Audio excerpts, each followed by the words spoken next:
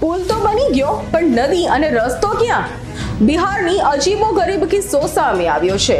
પુલ બની ગયો પણ જ્યાં પુલ બન્યો ત્યાં નદી પણ નથી અને રસ્તો પણ નથી।